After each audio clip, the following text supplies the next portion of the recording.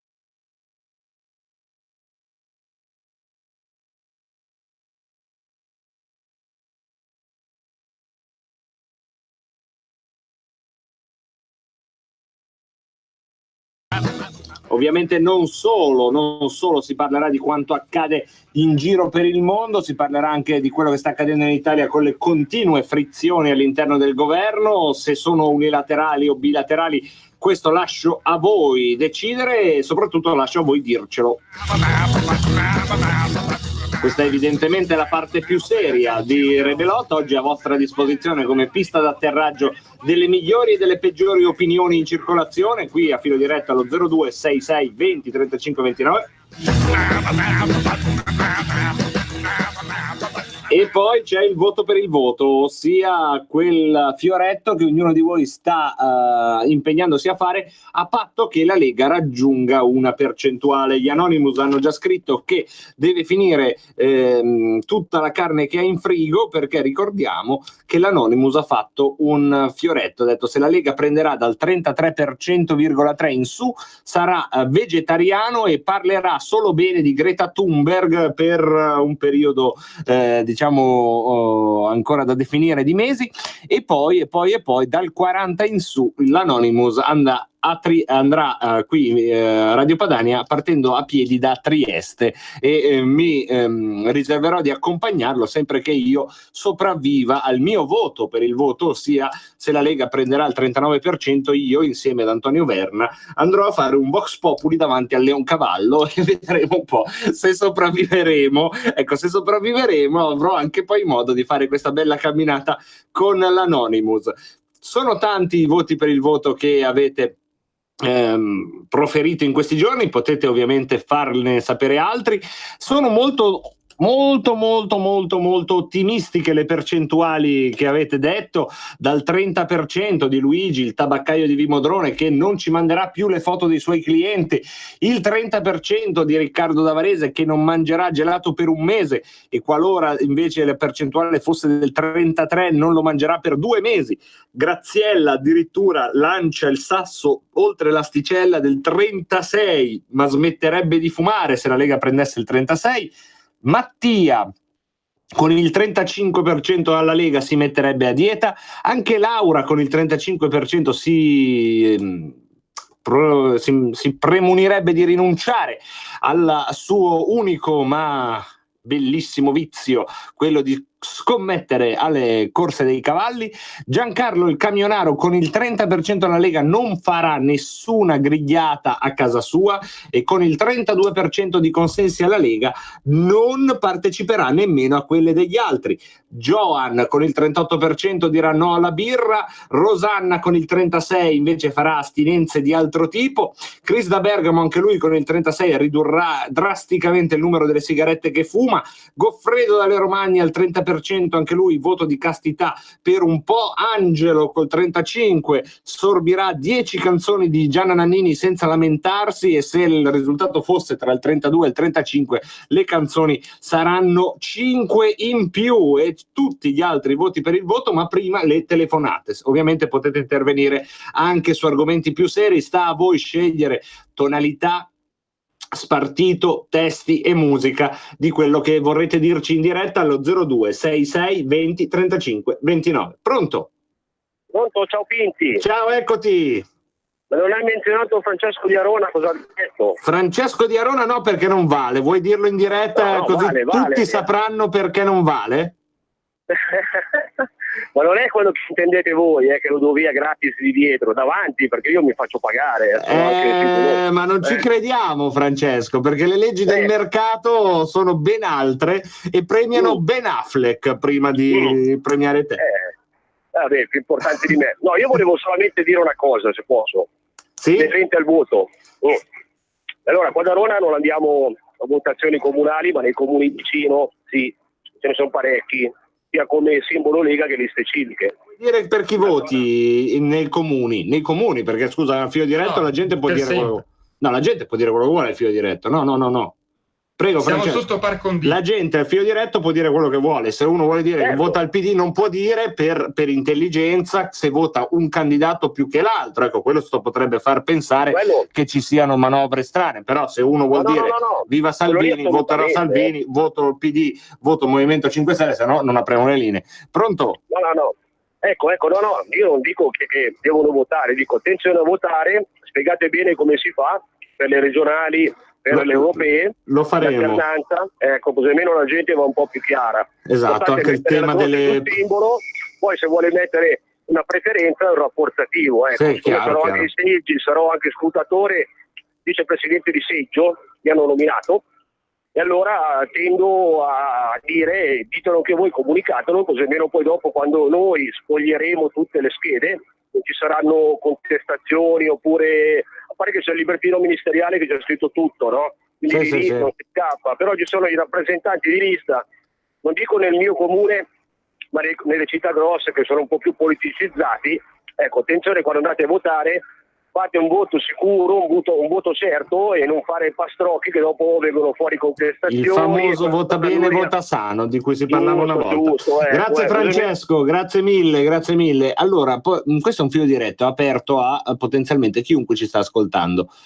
È evidente che è preferibile per questa demenziale legge della par condicio se voi proprio non dite io voterò e vi invito a votare Tizio, però è un problema nostro casomai sistemare quando arrivano telefonate di questo tipo, non ponetevelo troppo, altrimenti tanto vale che apriamo le linee, perché se apriamo le linee senza filtro né censura e poi però vi diciamo che non potete dirci chi votare, io credo che il fatto che chiunque possa chiamare e che il sottoscritto e qualsiasi conduttore si guarderebbe bene dal censurare qualsiasi genere di appartenenza, come è nella storia di Radio Padania, vi permetterà di parlare liberamente. Certo, se vi concentrate più sui temi che sull'appartenenza, fate un favore un po' a tutti, per via di questa demenziale legge, ma se non lo fate, non temete, siamo qua per questo, altrimenti mettevamo una segreteria telefonica. Pronto?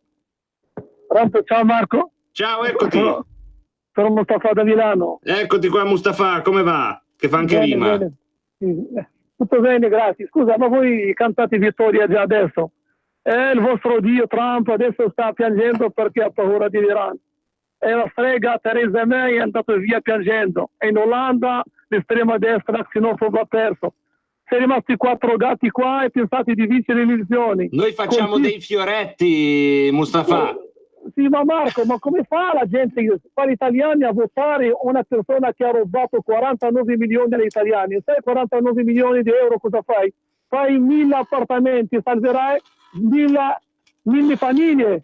E questo qua il suo posto in galera, non è al ministero. Uno che prendeva 12.000 euro, mai presentato a Strasburgo, europarlamentare, e parlati di onestà. Guarda che la grande, come si chiama il fisco, quelli che rubano tutti voi al nord, qua a Nord Italia. Ma è la democrazia, Mustafa, poi la gente sceglierà. No, ma quella democrazia, quella è una persona che qua voi prendete però un romeno, un romo, marocchino, qualcuno che ha rubato, è un criminale, quello che ruba 49 milioni di euro alla gente.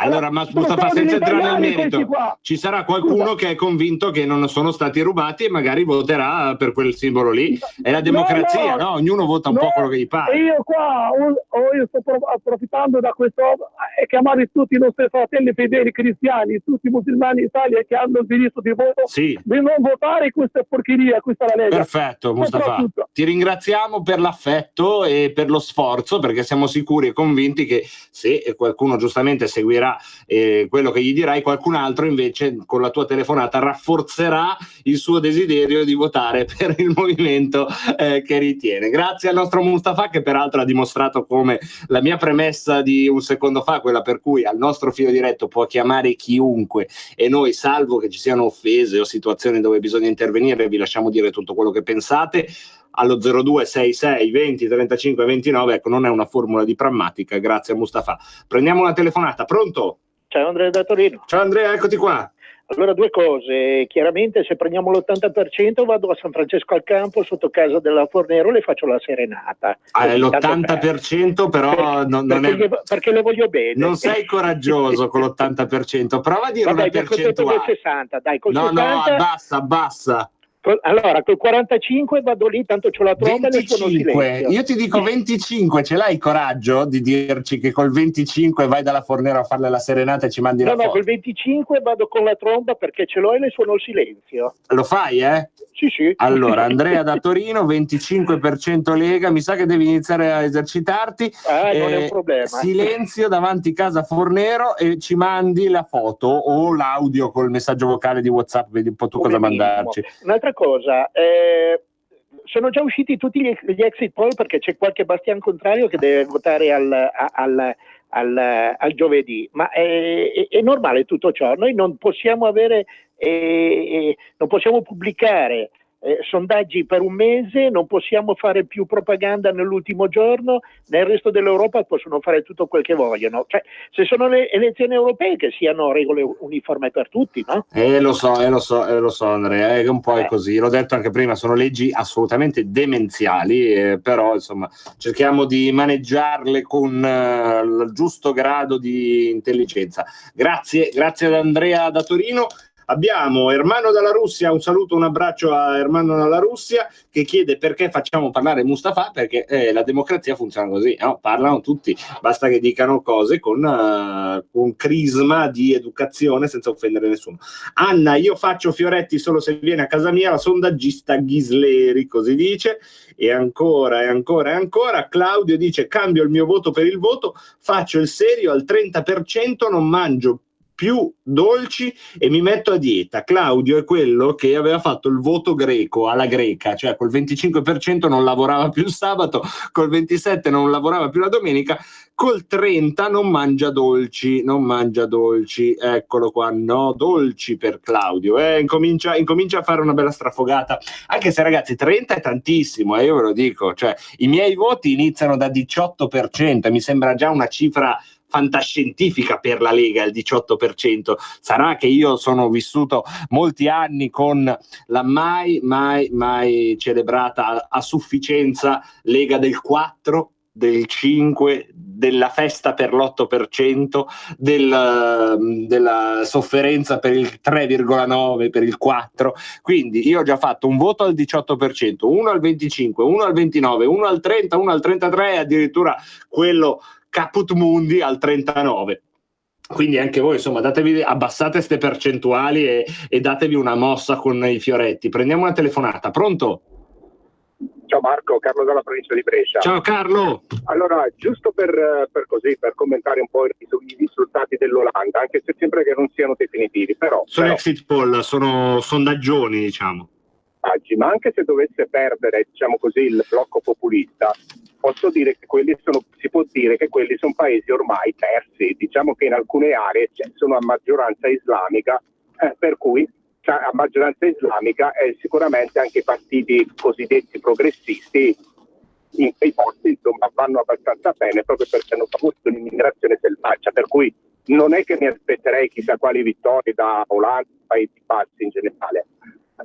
Invece mi aspetto una grossa vittoria che come al solito verrà dal nostro Catino Padano, dal Lombardo Veneto e in tutta Italia, ecco. Quindi la rivoluzione europea non partirà di certo dai Paesi Bassi, ma sicuramente dall'Italia, come è sempre stato nella storia, ecco. Grazie di questo auspicio al nostro amico. Prendiamo un'altra telefonata. Pronto? È cascata, quindi potete approfittarne. 0266 20 35 29, le linee sono di nuovo aperte, sono libere, sono spalancate, sono proprio lì alla vostra Mercedes, come si dice in questi casi. Pronto? Come vedete, a volte rido delle stesse minchiate che Secerno. Io spero che apprezziate questo, anche se magari la minchiata non vi è piaciuta più di tanto, almeno apprezzerete che io l'ho apprezzata. Pronto? Pronto, sono Flavio Danone. Ciao Flavio Danone. Sono già paese noto per le danze tribali in chiesa. Danone. Se vi ricordate? Belle, sì, vicino no? a Torino. Sì, belle le danze tribali. Adesso hanno messo un cartello, adesso ve lo leggo. Vai. Sono profondamente turbato com'è possibile che un politico oggi in un comizio elettorale baci il rosario, invochi i santi patroni Gravissimo. d'Europa e affidi l'Italia al cuore immacolato di Maria. È gravissimo. La vittoria del partito. Cattolici, se amate il cristianesimo non tacete, protestate. Enzo Bianchi. Beh, Questo è veramente. il parroco di questo paese famoso per le danze tribali in chiesa. Che comunque abbiamo apprezzato le danze tribali, se possiamo dire la nostra. Quella era una stagione già più felice a Danone, quando c'erano le danze tribali. Vedo che insomma anche lì le cose peggiorano. Prendiamo un'altra telefonata, pronto? Pronto? Sì, ciao, benvenuto. Ciao, sono Tony da Venezia. Ciao Tony. Volevo solamente dire questo qua, ho visto il film 300, comunque me lo sono goduto bene. Niente, volevo dire, guarda, noi siamo qua tutti che preferiamo, cioè che, insomma, vabbè, non si può dire, vabbè, comunque, siamo tutti convinti, anche mia mamma in 90 anni qua, sai, perché anche queste cose qua che dicono i populisti fanno così, ci siamo guardati dentro un attimo, me, i miei parenti, tutti quanti qua, abbiamo visto il futuro dei nostri nipoti, dei nostri figli. Com'è che facciamo se portiamo il mondo in Italia? Capisco che il mondo ha bisogno di lavoro, ma anche noi abbiamo bisogno di lavoro. Grazie al nostro amico da Venezia. Andrea da Torino dice Audi le minchiate, vedo che se almeno non sono il solo. Grazie Andrea da Torino, che non mi fai sentire solo. Prendiamo un'altra telefonata. Pronto? Eccoti. Sì, sono Bruna da Ciao Treviso. Bruna, eccoti qua. Allora, io volevo dirle a Mustafa, lei sa perché è qua? Perché il nord lavora, paga, altrimenti lui sarebbe al suo paese. Vengono qua e sputano nel piatto dove mangiano. E con questo vorrei dire una piccola barzellettina dei leghisti. Vai, veloce però. Un leghista ultracentenario si presenta a San Pietro e San Pietro gli dice: guardi, lei giri a destra, c'è una bella stanza tutta per lei con un panorama dell'universo. Dall'altra parte c'è un prete e le dice: vai a sinistra con tutti gli altri. Il prete si offende e dice: come mai io dall'altra parte ho? Ma San Pietro risponde: mentre i leghisti lavoravano la gente pregava, mentre voi preti pregavate la gente dormiva. Ciao. Grazie di questa telefonata, sempre in tema religioso. Il messaggio dell'Anonymous che dice: Gesù era pur sempre un falegname, il programma economico della Lega lo avrebbe apprezzato, specie la flat tax. Ma sai Anonymous, secondo me Giuseppe sì, perché Giuseppe falegname. Gesù era un po' era diciamo più un libero professionista, non lo so cosa avrebbe votato Gesù, non lo so, non lo metterei però proprio nell'album di famiglia, nemmeno degli altri, secondo me sarebbe stata una scheda nulla, ma proprio di quelle creative, no? Quelle che poi fanno riflettere gli scrutatori, quelle robe lì. Sicuramente sulla sovranità monetaria avrebbe detto la sua, perché quando gli danno il sesterzo dice date a Cesare quel che è di Cesare, oggi direbbe date a Mario Draghi quello che è di Mario Draghi. Su questo sono abbastanza convinto. Ma prendiamo 2 telefonate prima che la mia crisi mistichi debordi verso universi paralleli che è meglio non frequentare. Pronto? Eccoti. Sono in linea? Sì, in linea, forte e chiaro. Ok, mi chiamo Franco, telefono dalla Germania. Ciao Franco. Sì, e vorrei fare una dichiarazione un po' estemporanea, magari mi piglierò una fila di contumelie. Il rischio è sempre quello con la radio, vai Franco. Sì, visto che questa è una trasmissione un po' fuori dall'ordinario, io a queste elezioni, dopo tante elezioni nazionali, locali, europee, non voterò per la Lega. E il mio cambiamento di opinione è anche argomentato. Io trovo che Salvini stia facendo un lavoro, insomma, un leader politico come Salvini nella mia vita, io ho più di 60 anni, non l'ho mai visto. Però i risultati del partito, i risultati di questa coalizione per me sono poco entusiasmanti. Di autonomia non se ne parla dopo un anno di governo, e benché ci sia un ministro o un ministero che non hanno altro da fare tutto il giorno che lavorare sull'autonomia.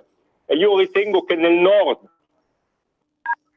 specialmente, molta gente sarà, scusatemi il termine, attaccata. Io non sono sicuro che la Lega a queste elezioni avrà il 30%. Secondo me avrà il 2% davanti, il che sarà un ottimo risultato. Molta gente delusa.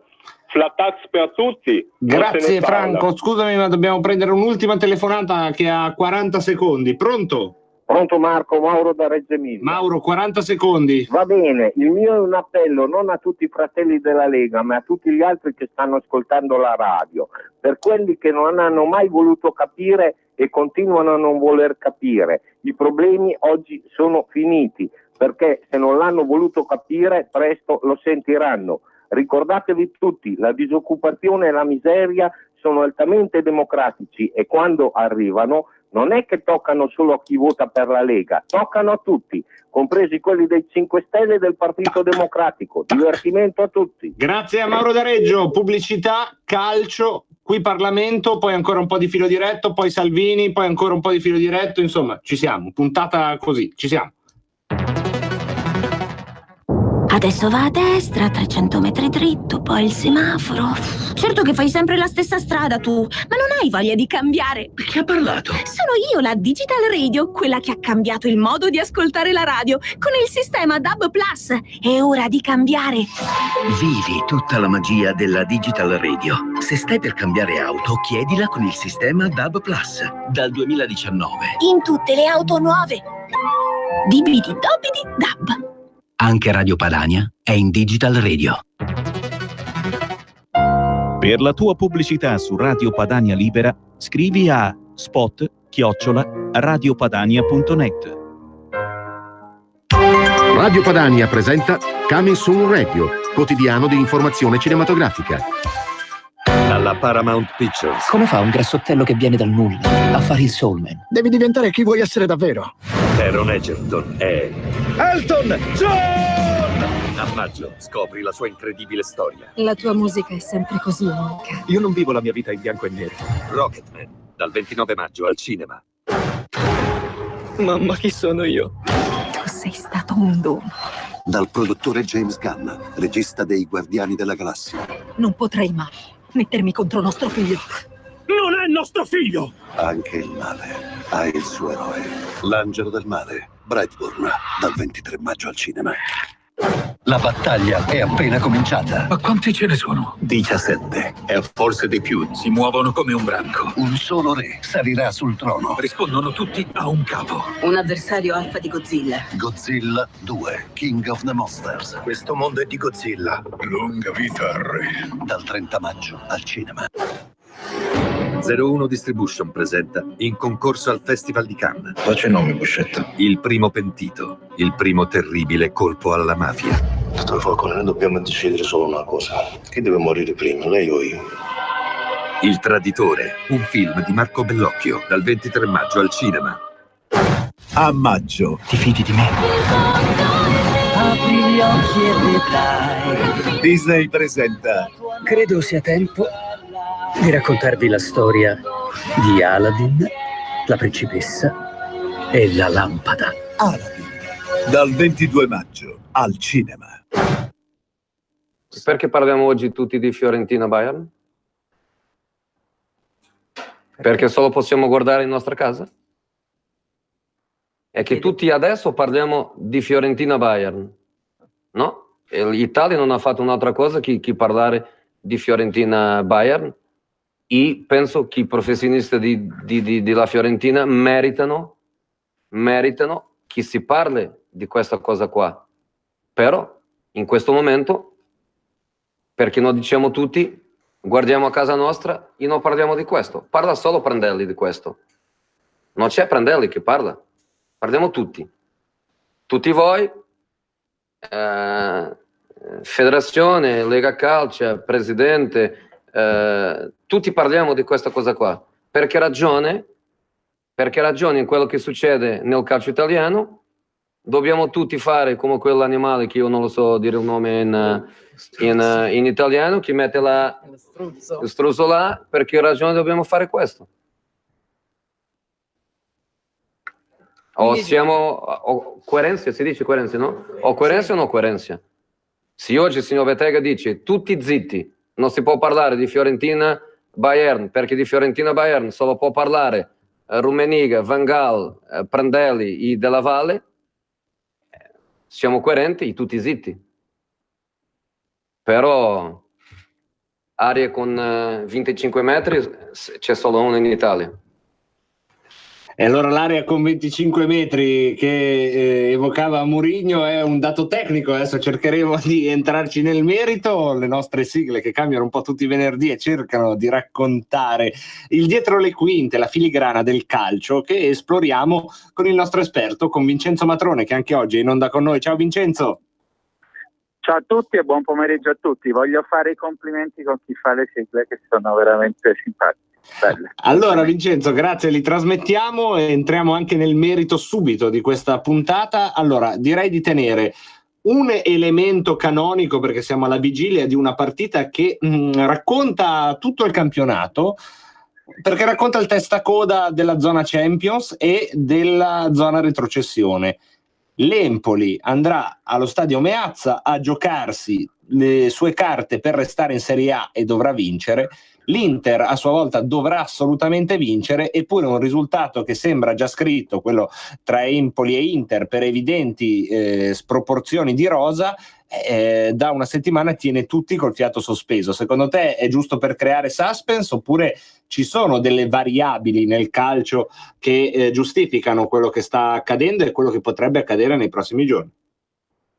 Sì, soprattutto chi ha visto l'ultima partita del campionato come me, chi ha visto Empoli-Torino e ha visto Napoli-Inter, sicuramente più di una preoccupazione i tifosi dell'Inter la devono avere, perché l'Inter è andata a San Paolo, sembrava con la pettorina degli allenamenti e c'era attacco contro difesa, mentre l'Empoli ha fatto un'ottima partita contro un Torino che ultimamente è una squadra in forma. Normale che se poi quando ti consegnano le formazioni un'ora e mezza prima della partita e leggi i nomi, sembra non esserci partita. Quello che di solito è l'amico dell'Inter potrebbe diventare il nemico dell'Inter, i soliti 60-70 mila fuori classe, eroi che vanno sempre allo stadio a sostenere l'Inter. La parte più calda del tifo ha già mandato un messaggio: o è festa oppure guerra, che non sono mai bei messaggi, però se la partita per lungo tempo si sofferma sul pareggio e dagli altri campi arrivano notizie negative per l'Inter, il clima diventa un po' pesante e quindi è una partita comunque a rischio. C'è il rischio, è già successo in passato in occasioni simili, che la piazza si rivolti e finisca per tifare per la Cenerentola che vi gioca. No, più che tifare ti inizia a fischiare e il pallone a San Siro può diventare molto pesante. Il pubblico di San Siro ti può dare una spinta quando non hai l'energia, se ti tira fuori, come a volte ti può far risultare quel pallone che brucia, è molto pesante. Quelle sono le grandi piazze. Dipende molto dal risultato della prima mezz'ora, 45 minuti, perché quello determina molto l'umore della tifoseria. E quindi questo ce lo potrà raccontare soltanto il nostro prossimo futuro, mentre oggi, entrando nelle radiografie che stiamo facendo al sistema calcio, facciamo un ragionamento molto molto di attualità della serie Prima gli italiani, perché abbiamo notato con un interessante spunto che ci ha dato proprio Vincenzo, come ci sia una diversa politica per quelle società che sono a guida imprenditoriale italiana, pensiamo alla Juve, il Napoli, con tutte le differenze che hanno, e anche ovviamente le più piccole ma che si stanno facendo onore, l'Atalanta, la Lazio, e altre squadre, Inter, Roma, Milan, le dico così a memoria, che da tempo invece si sono consegnate mani e piedi a capitali stranieri che hanno proprio un modo di gestire il calcio e la società in modo diverso. Quali sono queste differenze secondo te, Vincenzo? Allora, intanto un presidente che non entra mai nei spogliatoi. Io ho abituato a 30 anni di Silvio Berlusconi, di cui andrei a differenziare 25 in modo spettacolare, gli ultimi 5 assolutamente no. Ricordiamo che il Milan ha una sentenza UEFA proprio per l'ultimo periodo anche di gestione Silvio Berlusconi. Però quel presidente che entrava nei spogliatoi, che sapevi che era lui che ti pagava, che aveva il carisma, potevano essere i Moratti, Pellegrini, sì, Agnelli, i giocatori stavano un po' sull'attenti. Oggi c'è una forma di direttori sportivi che, per capire gli amici da casa, faccio un esempio semplice: se sai fare bene la pizza non è detto che poi aprirti una pizzeria. Ora, se tu sei un ottimo giocatore di calcio e fai il dirigente sportivo, probabilmente riconosci un campione da un bidone a volte, ma questo non basta per fare il direttore sportivo. E quindi c'è una serie di direttori sportivi che nei momenti giusti spariscono, nei momenti giusti lasciano gli allenatori da soli, gli spogliatoi in mano a ragazzotti strapagati che o si dimenticano di fare la benzina o hanno la mamma che usa troppo il cellulare, quindi mancano delle figure carismatiche. La proprietà straniera questo ti porta proprio a delegare totalmente. Io non credo che Pallotta sia entrata più di qualche volta nello spogliatoio del Milan, non credo neanche naturalmente il fondo Elliott o altri. Poi ci sono dei numeri: finora in Italia nessuna società straniera ha mai vinto niente. Negli ultimi 8 anni ha vinto quasi tutto la Juve, ha lasciato qualche coppetta, se permettete il termine, alla Lazio di Lotito, e l'ultima coppetta Doha l'ha lasciato all'ultimo Milan di Berlusconi, allenato da Montella. Quindi poi ci sono io sono favorevole per i capitali stranieri, anche se l'Italia è un paese strano e a volte la politica è strana, perché noi siamo gli unici che controlliamo molto attentamente il capitale in entrata. Secondo me, non mi voglio avventurare in discorsi politici, ma io sono più preoccupato quando il capitale esce dall'Italia, sì, e quando entra porta lavoro. Noi, se arriva un ricco in Italia, scusate il termine, gli rompiamo le scatole. Ecco perché sono diversi i proprietari del Paris Saint-Germain, i proprietari del Manchester City, i proprietari del Chelsea, che hanno preso dei club con poca storia calcistica e li hanno portati ai vertici. In Italia vengono malvolentieri, perché per parlare con un sindaco per fare uno stadio nuovo ci vogliono 6 mesi per parlarci, all'estero ci vogliono 3 anni per costruirlo. E questa poi fa la differenza proprio, no? In una giungla dove... Poi se arriva quello ricco, noi iniziamo a dire è ricco e quindi sarà sicuramente un cattivo. Andiamo a vedere perché era ricco. Allora l'arabo queste cose mi piacciono molto e quindi bisogna un pochino allinearci.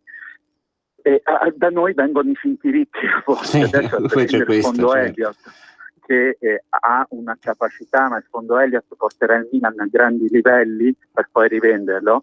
E quelli della Roma proprio sono finti ricchi, cioè se a Roma uno palleggia un po' meglio l'hanno già venduto, e quindi che ben vengano capitali stranieri, ma che siano veri capitali, persone che vogliono... L'Inter mi sembra un po' fuori da questi racconti che ci stai facendo. L'Inter è, per giudicarla bisogna aspettare questo giugno, perché l'Inter finora, tra virgolette, mi permettete il tempo, si è nascosto tra i soldi dalla Cina, ci sono delle difficoltà a portarle in Italia, sono cambiate le leggi, c'è il fair play finanziario, adesso queste due cose sembrano svanire e questo è l'anno giusto. Se l'Inter prenderà, come si pensa, Antonio Conte e prenderà quei 3 o 4 campioni, perché vorrei dire un'altra cosa agli amici, che non solo non ha mai vinto niente una proprietà straniera, ma non ha mai portato un fuoriclasse, cioè il fuoriclasse che, non so, una volta si comprava il Maradona, il Gullit, sì,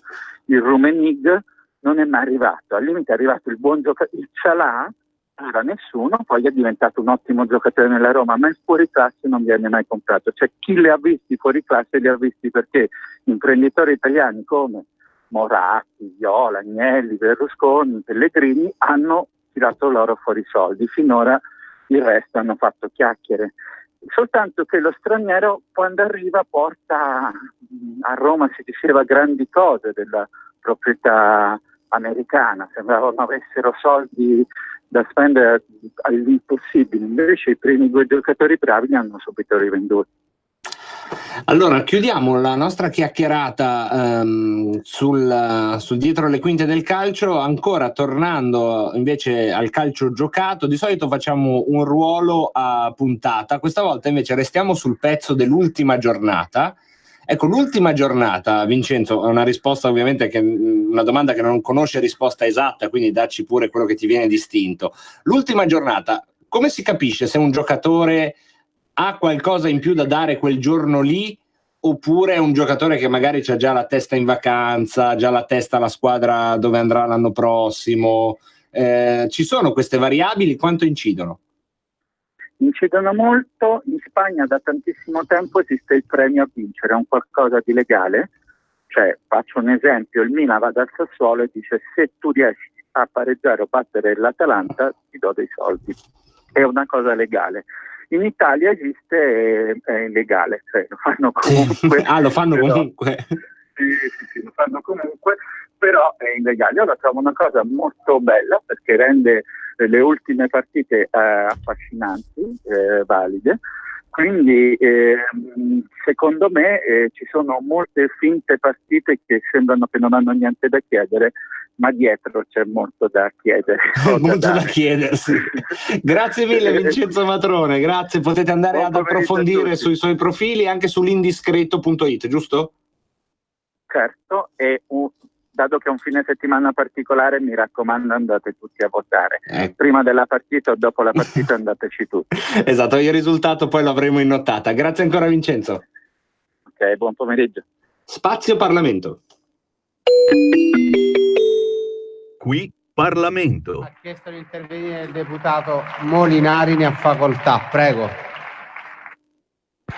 Grazie Presidente. Onorevoli colleghi, prima di tutto un sentito ringraziamento a tutti coloro che hanno cercato di lavorare seriamente in queste settimane a quello che è il provvedimento più importante della nuova legislatura. Un provvedimento importante perché occupa e tratta un tema che è al centro del contratto di governo tra Lega e 5 Stelle, ma soprattutto si occupa di affrontare il problema che è la principale emergenza di questo Paese. E quindi ringrazio in particolare i deputati del mio gruppo che hanno cercato in queste settimane di intensi lavori di apportare miglioramenti, di risolvere alcune problematiche legate al decreto e di dare un contributo importante per dare le risposte al Paese che il Paese si aspetta. E poi voglio ringraziare per suo tramite, Presidente Fico, il Vice Premier Di Maio, che ha dimostrato, restando in quest'Aula per tutta la discussione del provvedimento e per tutto il periodo delle votazioni, molto più rispetto dell'istituzione parlamentare di chi in questi giorni l'ha accusato e ha accusato il governo.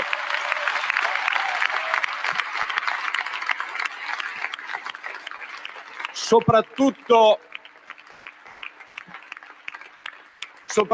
considerato che sono gli esponenti di quel partito che ha governato l'Italia con un premier che si presentava nel ramo del Parlamento, l'altro ramo, il Senato, e con atteggiamento sprezzante diceva ai nostri colleghi che non ci sarebbero più stati dopo il referendum costituzionale. Sappiamo tutti come è andata a finire. Per fortuna al Senato ancora c'è, non c'è più quel governo.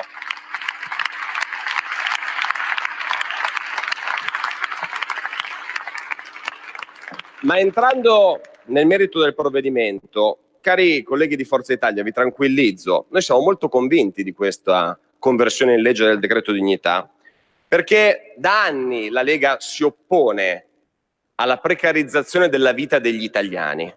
Da anni la Lega si oppone alle politiche ordoliberiste, che è un asse che c'è sempre stato, è quello di Partito Socialista Europeo e Partito Popolare Europeo hanno sempre portato avanti insieme nelle sedi internazionali, e la Lega si è opposta con forza all'approvazione del Jobs Act, ma voglio ricordare anche che la Lega si è opposta ad altri aspetti della precarizzazione della vita degli italiani, come alla riforma Fornero, si è opposta alla precarizzazione della vita degli italiani sul fronte della tenuta dei conti pubblici, quando è stata svenduta la sovranità monetaria di questo Paese. Ricordiamo che se oggi abbiamo tanti problemi sulla sicurezza dei diritti sociali e sulla garanzia dei lavoratori, Questo problema nasce da quelle scelte sbagliate di chi oggi ci punta il dito e ci fa la morale.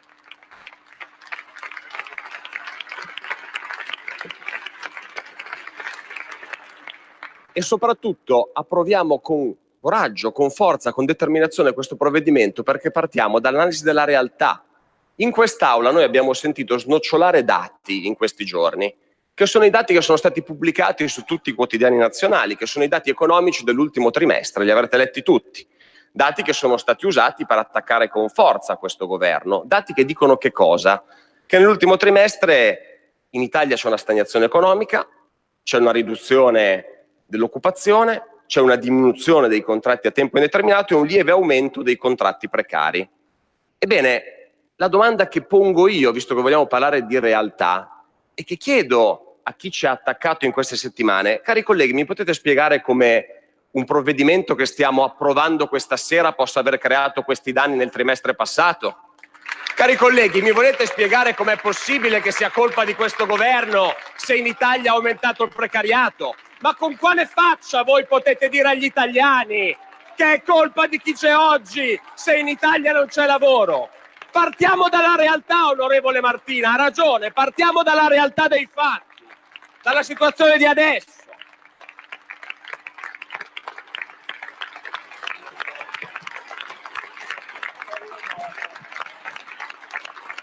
La situazione di adesso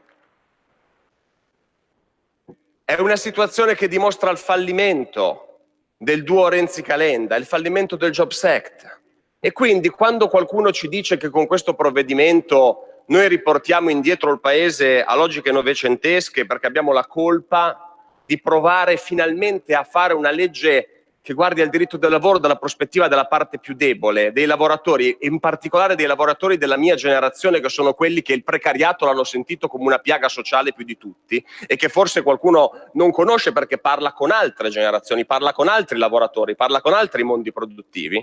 Allora io vi dico che se tornare alle logiche novecentesche significa rimettere al centro l'azione della politica che tuteli i diritti sociali e le parti deboli, ben venga il Novecento, perché mi pare che l'ordoliberismo degli anni 2000 ci abbia riportati indietro alla prima rivoluzione industriale, con pochi ricchi e tanti lavoratori schiavi alla mercé dei più forti. Ben venga il ritorno al Novecento, se il ritorno al Novecento vuol dire difendere l'articolo 1 della Costituzione, che dice che la Repubblica è fondata sul lavoro. Ma non siamo ingenui, sappiamo benissimo che questi ambiziosi obiettivi, la lotta al precariato, il ritorno alla sovranità nazionale, il ritorno al lavoro stabile, non passano solo da questo provvedimento. Questo è innegabile, è evidente a tutti. Ma sarà o non sarà positivo quantomeno dire a tutti quei precari che ci ascoltano da casa e che ci aspettano al ritorno sul territorio che finalmente abbiamo dato un segnale, finalmente non si possono rinnovare i contratti a tempo determinato all'infinito, ma si possono rinnovare soltanto per 24 mesi.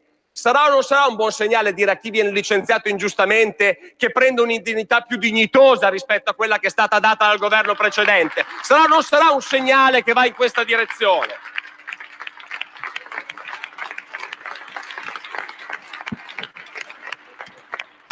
Sarà o non sarà un segnale di buon senso, visto che ci siamo sentiti dire in quest'Aula che il problema dell'Italia, anzi qualcuno ci ha detto addirittura di chi contesta questo provvedimento, che noi dobbiamo incentivare l'esodo delle nostre aziende perché per inseguire l'export e aumentare l'export dobbiamo sostenere le aziende che vadano a produrre altrove dove costa meno per entrare in quei mercati. Ma io mi chiedo se siamo per favore, Io mi chiedo se siamo pazzi, o se forse chi a casa è convinto invece che chi ha preso soldi pubblici, ha licenziato i dipendenti in Italia, ha spostato le produzioni all'estero, ha fatto dumping sociale, debba essere sanzionato e ridare indietro i soldi agli italiani. Io penso che il paese reale pensi questo, cari colleghi.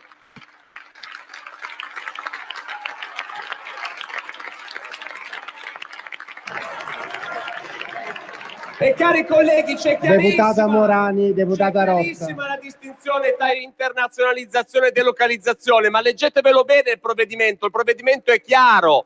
Chi prende contributi e delocalizza, chi chiude la fabbrica che c'è dopo aver preso i contributi e la sposta. L'internazionalizzazione è un'altra cosa, è completamente un'altra cosa. E non fingiamo di non sapere che aziende così ce ne sono tutti i giorni che ricattano i lavoratori, ogni santo giorno. e noi con questo diamo un segnale diverso, che non è la panacea di tutti i mali, lo sappiamo perfettamente. E noi non ci siamo fatti solo carico come Lega di difendere i diritti delle parti più deboli dei lavoratori. Sono d'accordo con i colleghi di Forza Italia quando dicono che lavoratori e imprese, soprattutto le imprese piccole e medie, sono sulla stessa barca, anzi molto spesso le imprese sono messe molto peggio, perché conosciamo tanti imprenditori eroi che si tolgono il pane di bocca per assistere e aiutare e continuare a dare un'occupazione ai propri dipendenti. Ebbene, noi abbiamo cercato di farci portavoce e interpreti anche dell'esigenza delle piccole e medie imprese in questo provvedimento. Quelli sono i correttivi di cui parlavo. Il reinserimento dei voucher, cari colleghi del Partito Democratico, non è un ritorno al passato, ma abbiamo semplicemente risolto un problema che avete creato voi, perché voi avete inserito i voucher permettendone l'uso in tutti i settori, per aziende con numeri altissimi, non solo per le piccole e medie imprese. Poi sotto ricatto della CGIL, per paura del referendum, avete cancellato tu curi voucher e ora noi li abbiamo inseriti per quel tipo di aziende che riteniamo che ne abbiano bisogno. Non li abbiamo reinseriti in maniera indiscriminata, li abbiamo reinseriti per i lavoratori stagionali, li abbiamo reinseriti per le aziende agricole, li abbiamo reinserite per le attività turistico-alberghiere, li abbiamo reinserite per gli enti locali, per permettere di fare quei lavori di pubblica utilità di cui il nostro territorio ha bisogno e di cui i sindaci ci chiedono. Ci sarebbe piaciuto poterle reinserire anche per il commercio, non è stato possibile, ne parleremo. Ma non è che non abbiamo tenuto in considerazione le esigenze delle imprese, ma è un conto sono i voucher per questo tipo di attività e per questo tipo di lavori. Un conto è fare del precariato a buono il sistema di lavoro su cui costruire il futuro del Paese. A questo diciamo no e siamo ben contenti di non essere andati in quella direzione, cari colleghi. Ebbene, per concludere, signor Presidente, io credo che questo provvedimento non risolverà i problemi dell'Italia, non risolverà i problemi del lavoro, ma ci permetterà di tornare a casa tutti quanti, soprattutto noi che abbiamo l'onere di sostenere questo governo e la responsabilità di dare risposte ai cittadini, e guardare con serenità negli occhi tutti quei disoccupati, quei precari, quelle persone che sono state umiliate dalle politiche del lavoro portate avanti dall'asse Partito Socialista Europeo, Partito Popolare Europeo, e potremo dirgli che quantomeno adesso sulla difesa dei più deboli, sulla difesa dei diritti sociali, sulla tutela del lavoro, finalmente qualcosa sta iniziando a cambiare, o quantomeno ci stiamo provando con tutte le nostre forze. Per questo, signor Presidente, la Lega voterà convintamente sì alla conversione in legge del decreto dignità. Qui Parlamento. L'onda lunga dell'asfalto schiaccia le parole, sguardi persi oltre i vetri, oltre di noi. Il ritorno porta addosso mal di testa e mal d'anima. Nei silenzi ognuno piano fruga dentro di sé.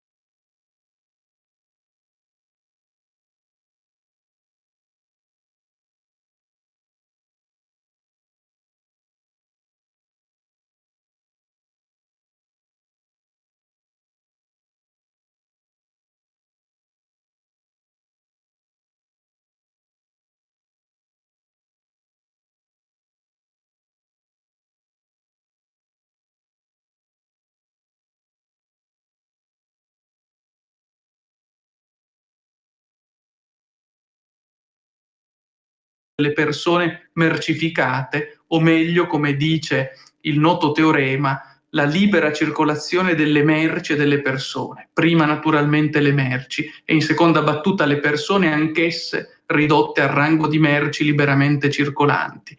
Questo è l'obiettivo del nuovo capitalismo genderista o gender capitalismo, che ha come obiettivo la glorificazione dei rapporti di forza e quindi la dissoluzione dell'identità. L'ultima, più importante forse battaglia del capitalismo è quella tesa a distruggere le identità come ultimi luoghi di resistenza alla mercificazione. Se non vi è più un'identità da difendere, se non vi è più un'identità in nome della quale combattere contro ciò che snatura la natura umana, contro ciò che disumanizza i rapporti umani, rendendoci merci, allora la battaglia del capitalismo è vinta. Ecco perché il nuovo ordine mondiale economico è in pari tempo un nuovo ordine erotico che deregolamenta le relazioni sentimentali e lascia prevalere sempre l'illimitata volontà di potenza autopotenziantesi del dispositivo tecnocapitalistico. E noi siamo tornati in diretta, sempre filo diretta allo 02 66 20 35 29 oppure per WhatsApp ed SMS al 346 64 27756. Sono una miriade dei temi possibili di questa giornata, dalle dimissioni di Theresa May agli exit poll in Olanda che premiano il partito laburista e penalizzano quello populista di Geert Wilders, ma esattamente al contrario nel Regno Unito viene premiata, sembrerebbe, la linea di Nigel Farage, quella della Brexit dura e pura a discapito dei partiti tradizionali. Questo è ciò che si agita in Europa. Quello che si agita in Italia lo sapete probabilmente bene, un continuo stillicidio di polemiche, soprattutto unilaterali, dobbiamo dirlo, tra il Movimento 5 Stelle e la Lega, nel senso che Salvini ha fatto il fioretto, lui sì, un voto prima del voto, di non rispondere mai a Di Maio, ma il Movimento 5 Stelle sta ribadendo colpo su colpo e in qualche modo sconfessando tanti elementi del programma e dell'azione leghista. Questo è più o meno in estrema sintesi quello che sta succedendo.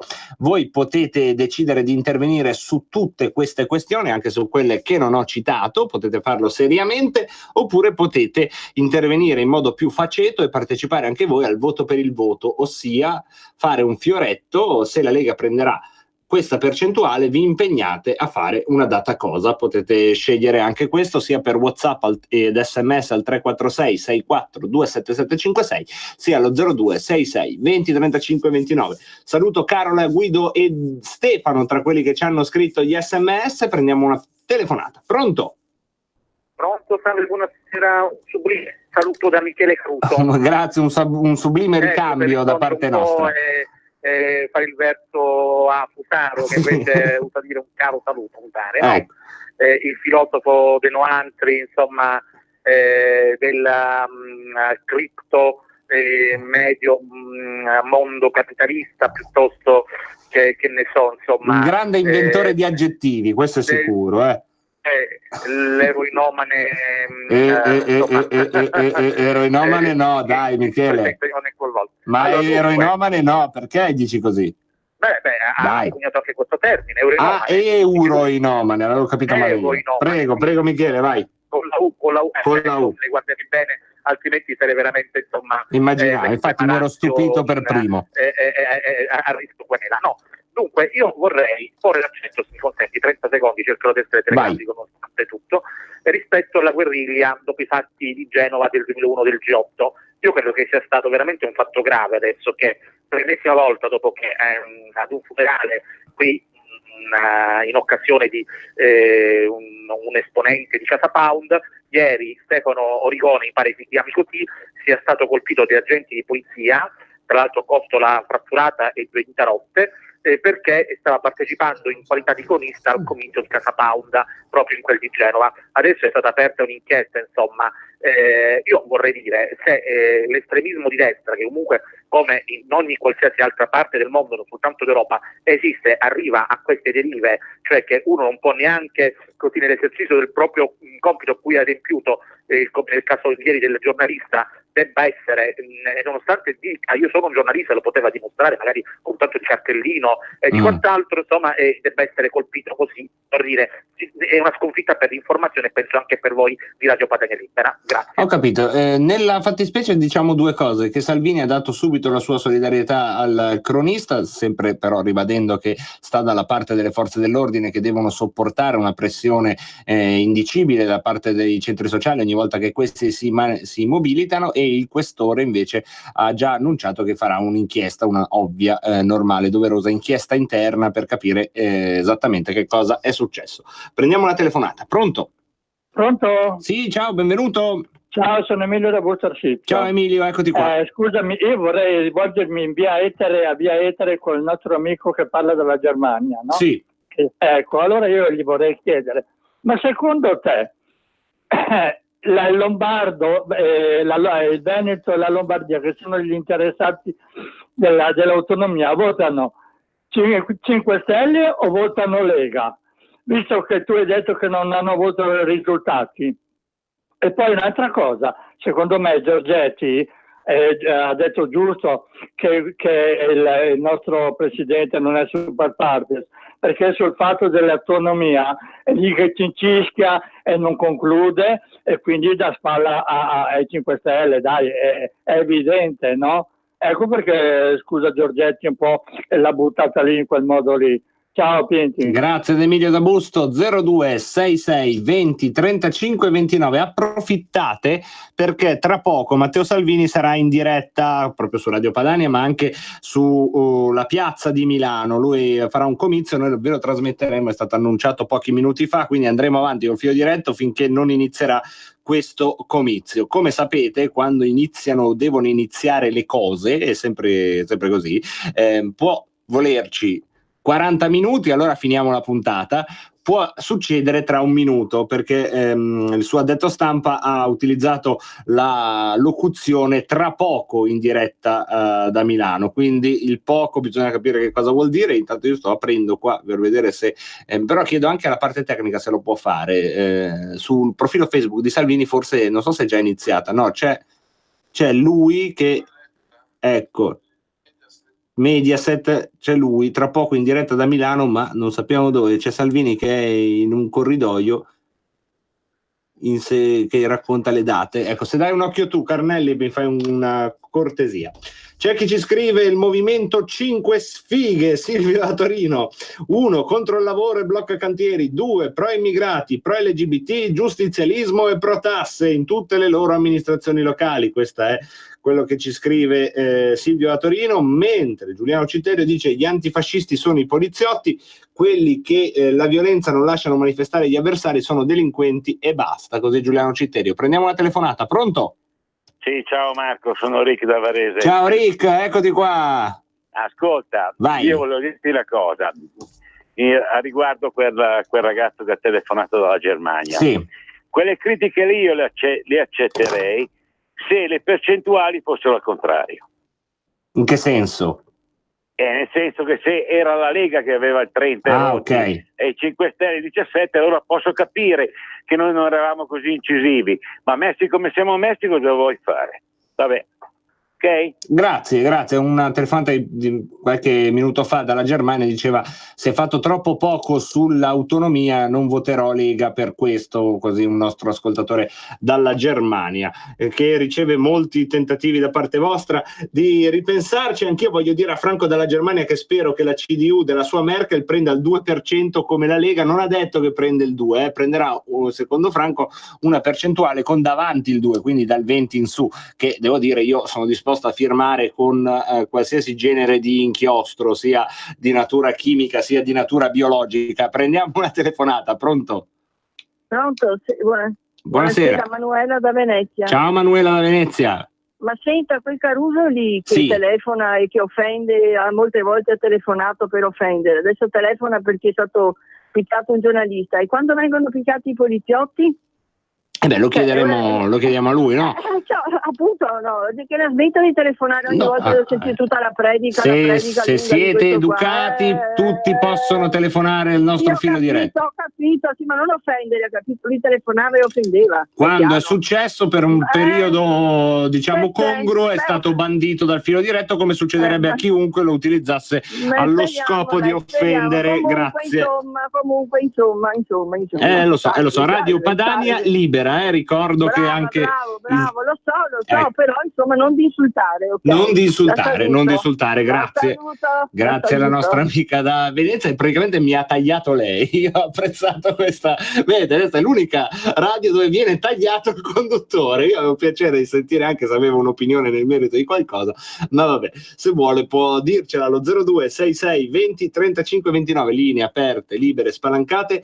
Io ve lo ripeto, approfittatene, perché tra un secondo o tra 10 minuti potrebbe iniziare il live di Matteo Salvini, comizio a Milano, live da Milano tra poco, così c'era scritto sulla sua pagina di Facebook, quindi staremo attenti e monitoreremo. Noi volevamo già farvi sentire un Salvini di giornata di un paio d'ore fa a Gallarate, ma a sto punto, se è nelle more che lui intervenga in diretta, ci sembra anche più sensato farvi sentire quello. Allora, in diretta da Milano, tra poco in onda con la D'Urso, ci siete? È questo, vediamo un po'.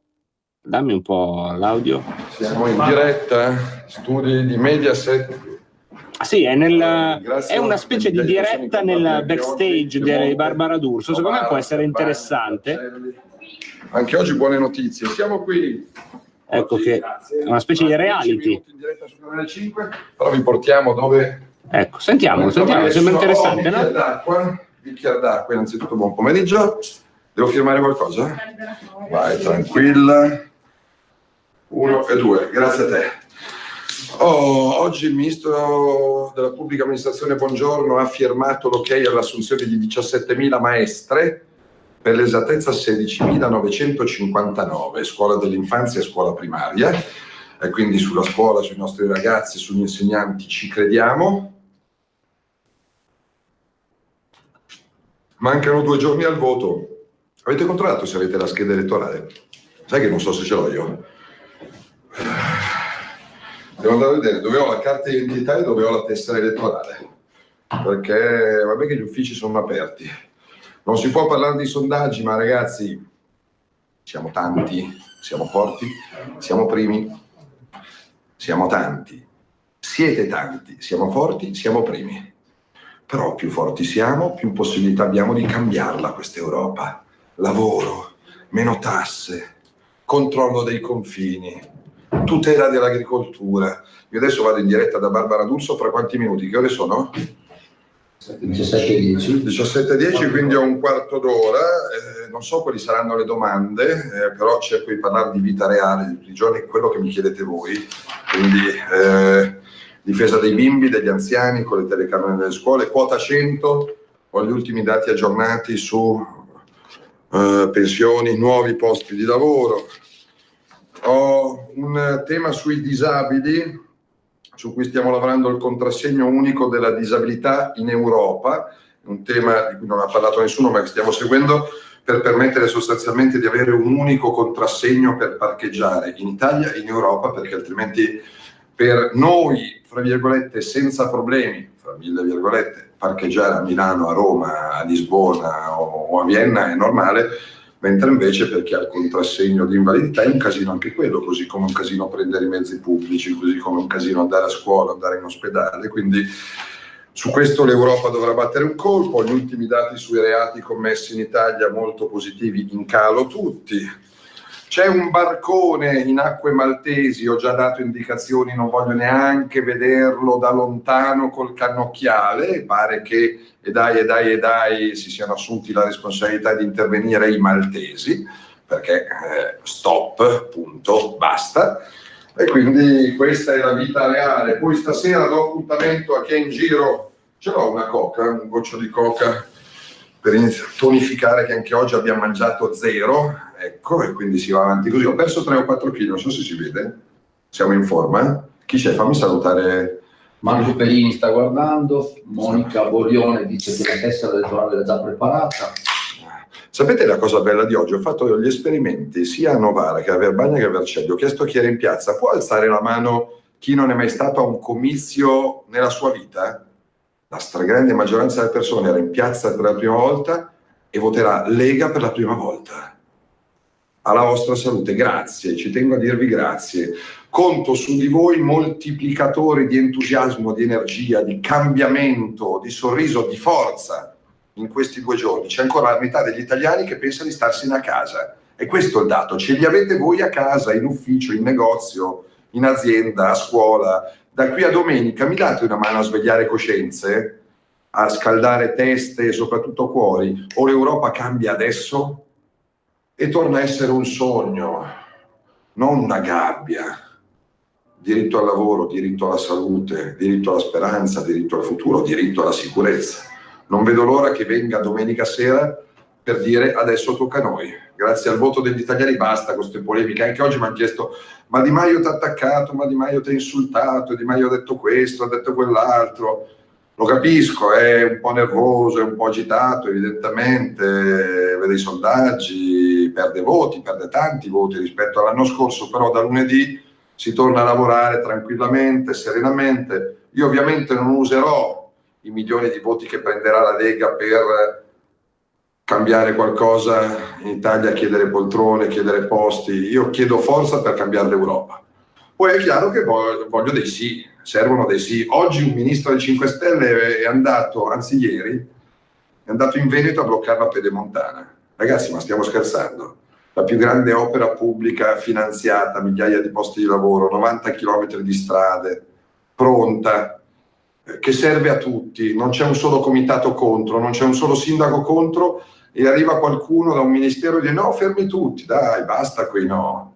Sì, c'è bisogno di viaggiare, c'è bisogno di costruire, c'è bisogno di sistemare scuole, strade, autostrade, ospedali, porti, aeroporti, ferrovie, sì.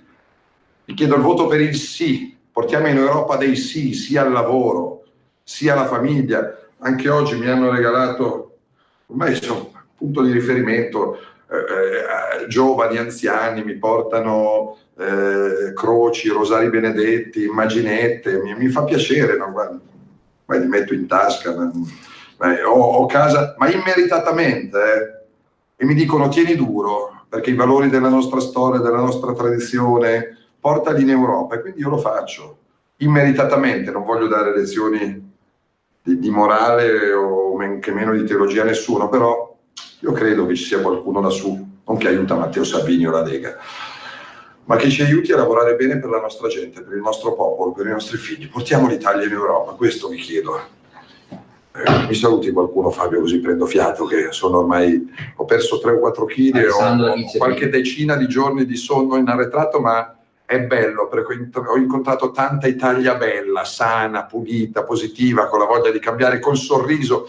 A sinistra rancorosi, anche ieri a Genova, quelli dei centri sociali giù mazzate, ai poliziotti, ai carabinieri, ma basta, sorriso, futuro, proposte, no casino. Anna dice che Rosario ce l'ha sempre anche lei, Elena dice che in 19 in famiglia voteranno Lega. Marianna c'è una famiglia allargata, 19. Mi incuriosisce, Fabio, poi adesso ci stanno richiamando, devo avvicinarmi allo studio di Canale 5, chi sono i nuovi elettori della Lega?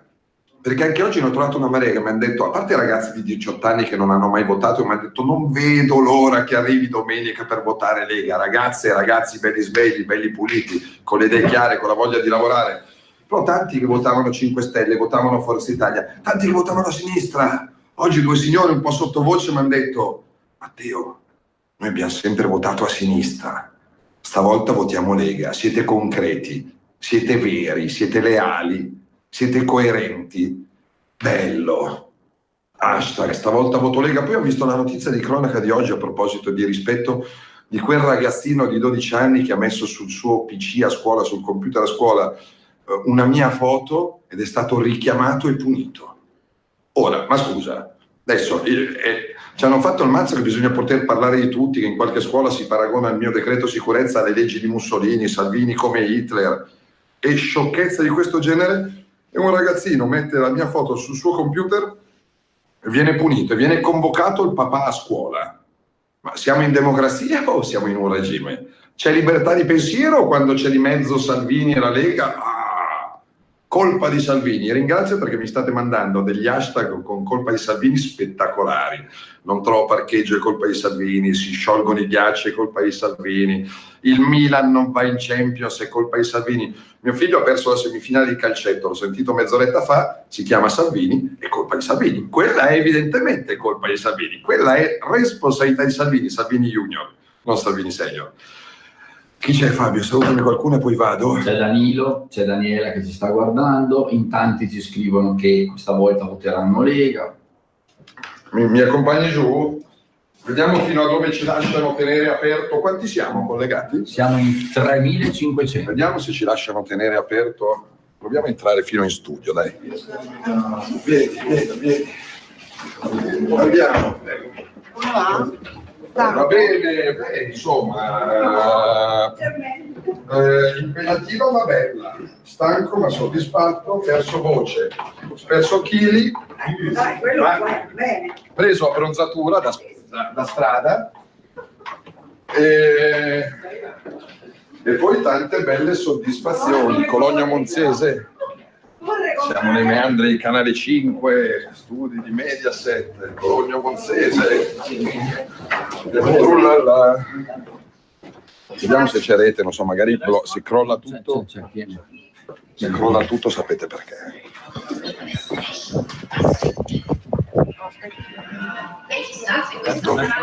Destra, sempre destra. No, sinistra, no. Ciao, grazie. Allora, possiamo microfonarlo? Certo. Oppure vuole fare una provata nella nostra cabina che una volta l'ha fatta. Vero Giorgia? La cabina. Cabina rossa. Cabina rossa. La cabina. Se la vuole fare C'è la cabina, ma che nostalgia, la cabina rossa. Allora, paga.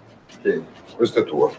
Questo è mio. Può registrare un videomessaggio per i nostri social. Registro un videomessaggio per i social? E cosa ti dico?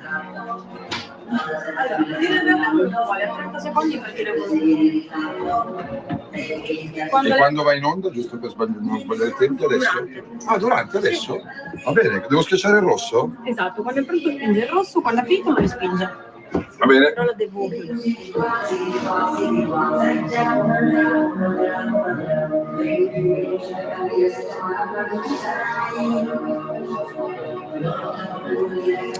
È così ci porta dietro le quinte di Barbara D'Urso e in questo momento Salvini sta registrando il messaggio per Barbara D'Urso in una cabina insonorizzata. Lo vediamo gesticolare nel tipico modo 1, 2, 3, 1, 2, 3, 1, 2, 3, dare il tempo. Poi ci dovrebbero essere ancora qualche minuto di questa roba. Direi che possiamo mandarla almeno fino alle 18.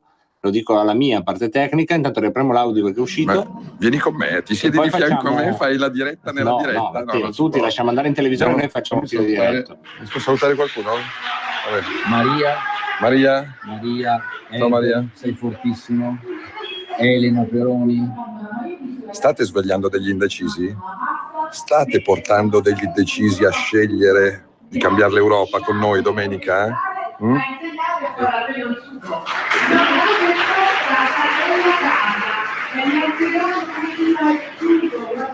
E va bene, questo era dietro le quinte di Salvini. Non perdetevi, poi più tardi ci sarà anche un vero e proprio comizio di oggi pomeriggio, ve lo faremo sentire. Mentre ora abbiamo la possibilità di aprire ancora le linee alle vostre telefonate, ai vostri WhatsApp, ai vostri SMS. Salutiamo.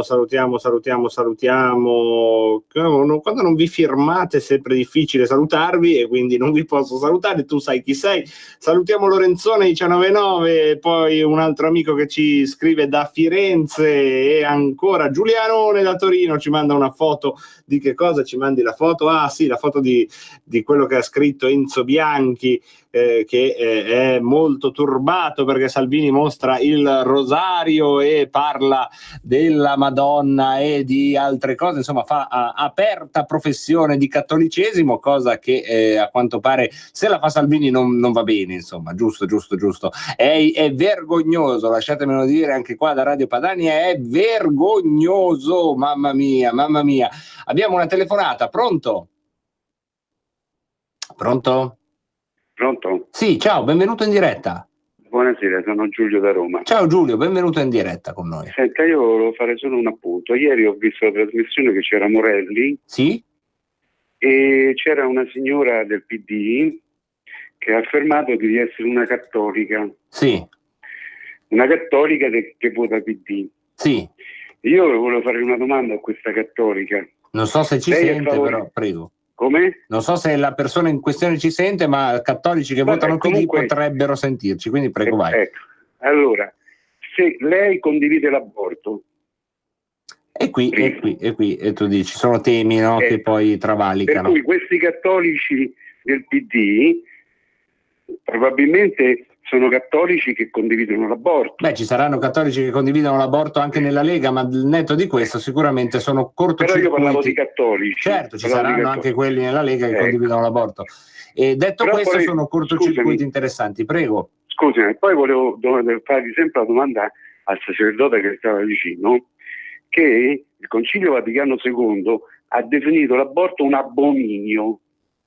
Allora, se lui è, come dice, simpatizzante del PD e che è gente che accetta l'aborto, sa benissimo che è contro il Vaticano II e sta affermando una cosa che è un abominio. Secondo il Concilio Vaticano. Secondo il concetto del Vaticano II.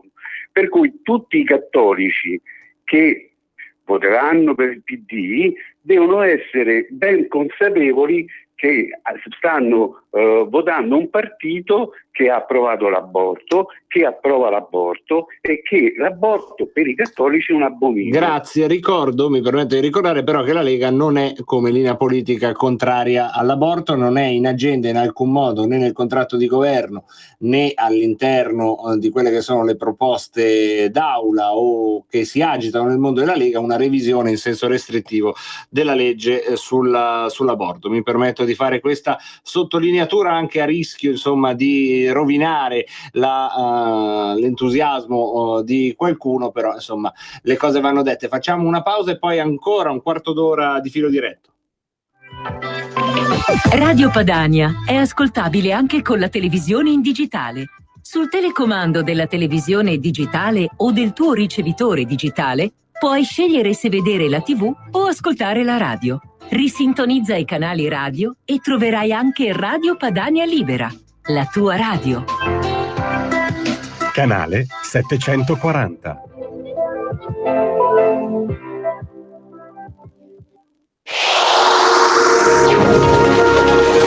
Exclusive Dance Chart. Exclusive Dance Chart. Ciao belli, sono Max Martinelli. Con la DJ Isabi vi aspetto su RPL per farvi fare tanti saltelli con la Exclusive Dance Chart, la classifica dance nazionale. Dalle 23 il sabato, se avete voglia di dance, vi aspetto su RPL con la Exclusive Dance Chart. Tanti saltelli con la B e il Martinelli su RPL. Exclusive Dance Chart. Un grosso abbraccio a tutti quanti da Nadine e Marcus Dardi. In esclusiva su RPL vi presentiamo Mangio, bevo e canto all'italiana, dove vi raccontiamo la storia della canzone italiana dai Longobardi al 2000, insieme alla storia di alcuni piatti tipici italiani e di alcuni vini. Tutte le domeniche dalle ore 13:30. Buon ascolto su RPL. Messaggio per tutti gli imprenditori, gli artigiani, i commercianti, i liberi professionisti. Hai un'attività? Dei prodotti da promuovere? Prova la pubblicità sulla nostra radio. Radio Padania ha preparato per te una grande promozione per aiutarti a sostenere la tua attività a tariffe davvero straordinarie. Informati, vedrai che si può fare. Mandaci una mail all'indirizzo spot@radiopadania.net. Con Radio Padania si può fare. E rieccoci in diretta, ancora qualche minuto insieme, un quarto d'ora ampio per le vostre ultime telefonate. Interessante, giusto, normale che stiate su argomenti seri. Se volete potete anche andare sul voto per il voto, ve lo ricordo, sono anche le ultime battute di quello. Pronto? Ciao, Roberto da Milano. Ciao Roberto, benvenuto. Grazie. Avrei una domanda della quale immagino la risposta, ma mi piacerebbe avere una conferma da chi sicuramente ne sa più di me. Qualche giorno fa vado dal commercialista per la solita dichiarazione dei redditi. Mi domanda a chi devolvere quella percentuale che può andare ad un partito politico. Me li elenca, mi elenca Lega Nord, sì, e non mi quadra molto, dopodiché mi dice Lega per Salvini Premier, mi ha ispirato di più e ho scelto quello. Sì. Che è sta Lega Nord? Allora, è sempre la Lega. Il problema è che in questo momento ci sono due contenitori giuridici che sono in realtà un unico contenitore politico che attende però di, con un congresso, superare questa problematica, insomma. Ho capito, questo per problemi legati ai famosi 49 milioni o cose del genere. Ma mica troppo per quella roba lì, da quel che ho capito io era anche una questione relativa all'ingresso di nuove persone, insomma l'ampliamento a Lega Nazionale rendeva necessario che ci fosse un soggetto giuridicamente coerente con, e tutta una serie di menate che era meglio ripartire da capo giuridicamente, questo era il discorso, non era solo i 49 milioni che alla fine si è trovata la quadra, c'era tutta una serie di menate legali che non ho capito e quindi faccio subito ammenda e che mi permettono di dirti questa risposta e basta, ossia due soggetti giuridici ma sono un unico soggetto politico che presto dovrà superare questa antinomia. Quindi scomparirà. Io pensavo invece che fosse qualcuno che usava un nome assonante per scopi immaginabili. No. Grazie ragazzi. Grazie a te. 0266 20 35 29. Pronto? Sì, pronto, buonasera. Eccoti. Giulia di Varese. Sì. A proposito dei cattolici che votano a sinistra, io ho sempre fatto una grande lotta. Io ho dei parenti, soprattutto uno zio che è stato era prete, era un grande partigiano oltretutto, e che già negli anni 70 diceva le stesse cose che ha detto Benedetto XVI nella lettera che ha mandato al Corriere, cioè mi diceva, allora io non capivo, questo concilio Vaticano rovinerà la Chiesa, e aveva visto lungo perché queste stesse cose le ha dette Benedetto XVI. E poi scusi, sì, a parte l'aborto, ma i matrimoni omosessuali, l'utero in affitto, la teoria del gender, sì, ma non si ribellano a niente questi preti e questi sacerdoti. Ho capito. Grazie mille alla nostra ascoltatrice. Prendiamo un'altra telefonata. Pronto? Pronto, sono Mario. Eccoti Mario, benvenuto. Complimenti. Vi ho scoperto da un mesetto a sta parte, sono diventato un vostro fedele ascoltatore, anche diciamo telefonista quasi. Bene, siamo contenti. Senta, volevo una sua risposta. Lei mi pare una persona molto saggia, come tutti quanti i conduttori di Radio Padania.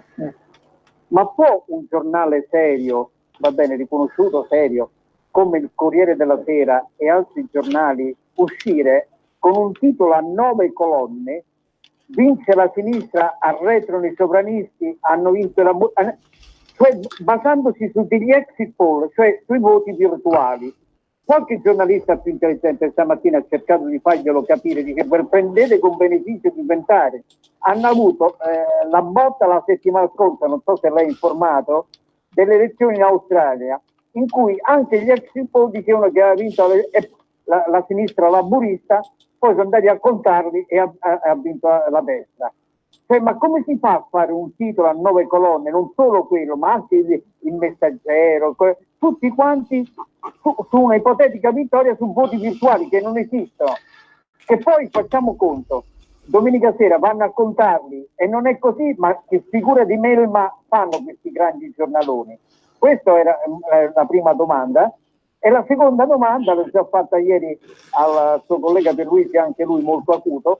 C'è stata una votazione nella più grande democrazia nel mondo, 800 milioni di persone che si sono recate alle urne in India, va bene, e ha vinto un partito di destra nazionalista e sovranista contro una sinistra del partito del Congresso. Però nessuno ha parlato tranne 2 trattivisti in qualche parte. Ecco, questa è la situazione della informazione in Italia. Si titola con voti ipotetici. Come si dice a Roma, fama affidarsi, così. Esatto, fama affidarsi funziona molto bene, grazie di questa frase idiomatica che molto spesso poi sono quelle che nutrono la lingua italiana e quello che accade alle lingue locali. Sull'attenzione alle elezioni estere utilizzata diciamo a geometrie variabili e così da cercare di deprimere o non deprimere a seconda delle tifoserie, insomma mi sembra davvero sotto gli occhi di tutti. Avete ancora tempo per intervenire allo 0266 20 35 29 o per WhatsApp ed SMS. Vediamo un po' chi ci altro ha scritto. È sempre Lorenzone. Si vede che non ti conosce bene l'ascoltatore, tu persona saggia, dice, e anche l'Anonymous dice se c'è bisogno di un democristiano in Austria potresti proporti, Pinti, sei uno degli ultimi rimasti. Sì, potrei, mi ci vedo con Kurz, col colonnello Kurz. Allora vi ricordo che domenica dalle ore 22 speciale di Radio Padania sulle elezioni, ci sarò io, ci sarà Pierluigi Pellegrini, ci sarà Semivarin, ci sarà Giulio Carnelli alla regia, quindi famo affidasse anche dalle domenica 23. dalle 23, ecco, dalle 23. Prendiamo una telefonata, pronto? Pronto? È cascata? È cascata. 0266 20 35 29. Io ne approfitto per comunicazioni importanti riguardanti le elezioni europee. Allora, elezioni europee. Come si vota? Finché votate solo il simbolo è tutto facile. Aprite la scheda, scegliete il simbolo che preferite, fate la X, chiudete la scheda, questa è la parte sempre un po' più difficile, la rimbucate e poi fate la vostra giornata. Potete però mettere delle preferenze, cioè scrivere accanto al simbolo, ci sono proprio 3 righine, potete scrivere le preferenze, cioè i cognomi dei candidati che preferite, per l'appunto. Perché è un problema? Perché le preferenze sono 3, ma se volete esprimere 3 preferenze, almeno una delle 3 deve essere di sesso diverso dalle 2, ok? Quindi potete solo fare uomo, uomo, donna, oppure donna, donna, uomo. Non potete mai, attenzione, fate attenzione perché poi è un attimo fare casino, mai fare 3 preferenze di donne, solo 3 donne, né potete mai fare 3 preferenze di soli uomini. Ok? Fin qui è abbastanza facile. La parte più difficile arriva adesso, quindi fate attenzione perché basta ascoltare e poi quello che è difficile diventa facile.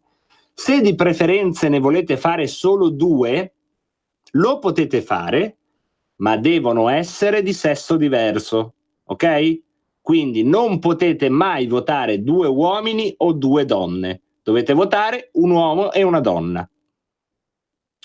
Lo so che adesso vi sembra strano, ma è solo perché queste informazioni stanno penetrando nella zona del cervello che si è attivata per recepire queste indicazioni che sono un po' meccaniche. Quindi magari dategli un attimo, ecco che superano l'amigdala, fanno un saluto all'ipotalamo, raggiungono l'area che serve a votare in questi modi qua senza fare casino. Bisogna chiudere la porta all'ansia, lo facciamo insieme, clic, ecco, chiusa, stai lì ansia, non c'è niente di difficile, votare resta una cosa facile. Allora, se fate 3 preferenze, non possono essere di 3 uomini, uomo, uomo, uomo, no, né donna, donna, donna. Potete farle soltanto se una delle 3 è di sesso diverso, quindi donna, donna, uomo o uomo, uomo, donna. Se ne fate 2, devono essere per forza di sesso diverso, quindi uomo, donna, uomo, donna, uomo, donna. Ok? Se ne fate una sola, va bene tutto. Scrivete un solo cognome di quelli che ci sono sulla lista e lì siete a posto. Non c'è rischio. 1 potete scegliere quello che volete voi.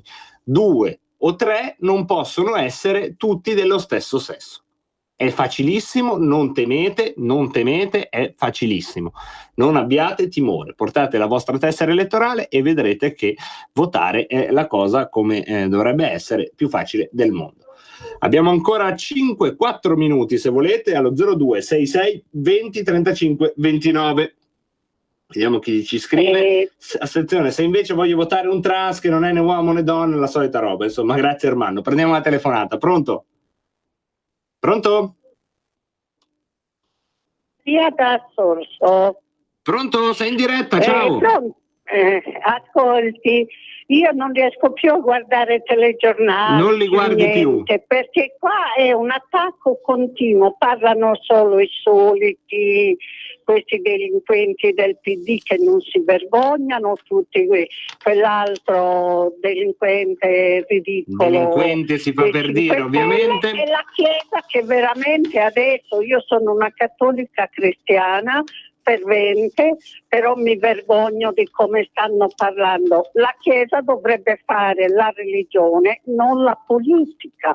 Ma in che Italia stiamo diventando? Guardi, veramente non riesco a capire più in che Italia viviamo. Grazie signora di questa testimonianza. Ovviamente il termine delinquente utilizzato dalla signora non solo non rappresenta il nostro pensiero riguardo alle categorie a cui era affibbiato, credo, mi permetto di dire che non rappresentasse in senso letterale nemmeno il pensiero della signora, casomai un sentimento che la signora ha voluto testimoniare al nostro filo diretto, un sentimento di scoramento e poca fiducia nelle classi politiche che registriamo molto spesso nei nostri fili diretti e ormai non solo qui a dirla tutta. Prendiamo un'altra telefonata. Pronto? Marco, ciao. Ciao, benvenuto. Ti chiedo scusa. Allora, quello che hai detto sulle preferenze mi permetto di dire in maniera più semplice tutto il meccanismo che rimane più complesso. Spero allora, che tu sia più bravo di me. In modo sintetico, facile e semplice. Se si scrive più di una preferenza, qualunque sia uomo o donna, vanno messi generi diversi, sessi diversi. Con più di una preferenza bisogna alternare i generi o i sessi. Lo so. Punto. Giusto, no? Sono d'accordissimo. L'altra cosa è ricordatevi che in Italia è impossibile possa ritornare una dittatura fascista, populista, milanista, interista, quello che volete, per un semplice elementare fatto. La dittatura c'è già e si chiama Europa. Punto. Ricordatevelo bene per domenica. Grazie. Vi ringrazio, buon voto, andate a votare, votate per il vostro paese e tutti i problemi piano piano li risolviamo. Ricordatevi che il nostro paese non ha chiuso mai le porte a nessuno, vogliamo solo che abbiamo la nostra sovranità, ogni paese deve essere rispettato, l'Italia non esclusa. Grazie al nostro amico, grazie mille al nostro amico. Allora, abbiamo tempo un solo minuto per ricordarvi quindi che noi saremo in diretta a raccontarvi e a soffrire con voi nella notte di domenica a partire dalle 22 e a oltranza con tutta la truppa di Radio Padania. Ci saremo qua tutti nel fortino che però è diventato il centro del mondo mediatico e politico, quindi magari vi porteremo anche qualche voce di corridoio e di attendamento. 40 secondi alla fine, prendiamo l'ultima telefonata. Pronto? Sì. È stato comunque un silenzio importante quello del nostro ascoltatore che registriamo e che fa parte del paniere del nostro filo diretto. Non perdetevi tra poco Matteo Salvini che vi faremo sentire, Salvini di giornata.